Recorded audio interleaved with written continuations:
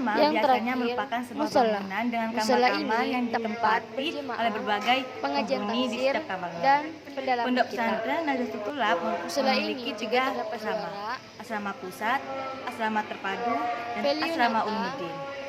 Asrama 1, cermin, asrama ini juga dan disebut layar asrama lebar pusat. untuk santri Kenapa nonton disebut di asrama saat pusat? liburan. Ya, karena di sini Sekian tempat santri observasi beraktivitas dari seperti kami. belanja, Kurang lebihnya mengerjain mohon tugas, maaf. nongkrong, dan lain-lain. Assalamualaikum Asrama ini dekat dengan kantin, koperasi, laundryan, dan jemuran. Makanya di sini disebut asrama pusat. Santri yang menghuni asrama ini dari berbagai unit SMPR, SMA IPS, dan SMK. Di asrama ini mempunyai 3 lantai.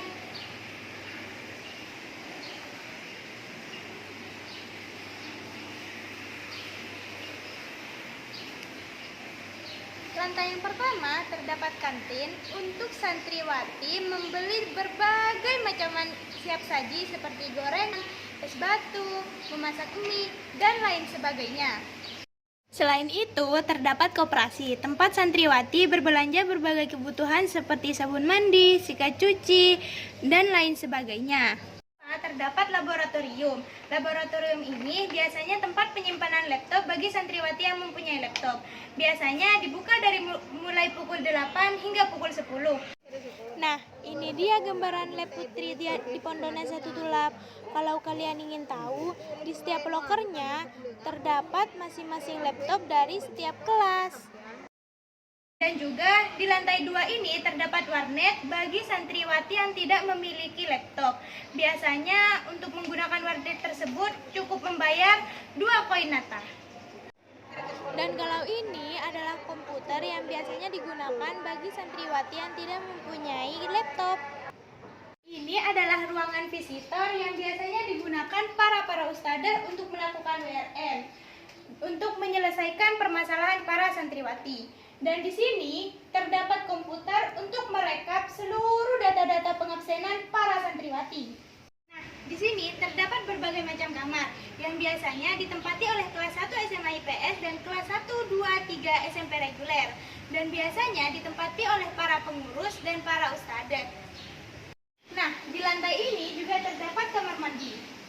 Di sini juga terdapat polik, tempat untuk santriwati yang membutuhkan penanganan emergensi.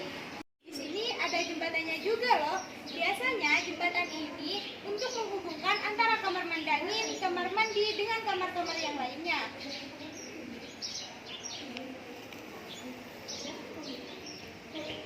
Ini kita menuju ke asrama 2. Yuk ikuti saya. Asrama 2 ini biasa disebut asrama terpadu. Kenapa sih disebut asrama terpadu? Karena orang yang menghuni asrama ini dihuniin oleh SMP terpadu, SMA terpadu, atau SMA IPS. Selain itu, asrama ini dihuni oleh NSC atau orang yang memiliki program NSC yang berada di lantai 2 ini. Program NSC merupakan program santri yang ingin dilaksanakan pada hari Minggu dan Sabtu. Biasanya kelas NSC dibagi menjadi 4 tingkatan, yaitu kelas A, kelas B, kelas C, dan kelas D. NSC adalah singkatan dari Nahdlatul English Club.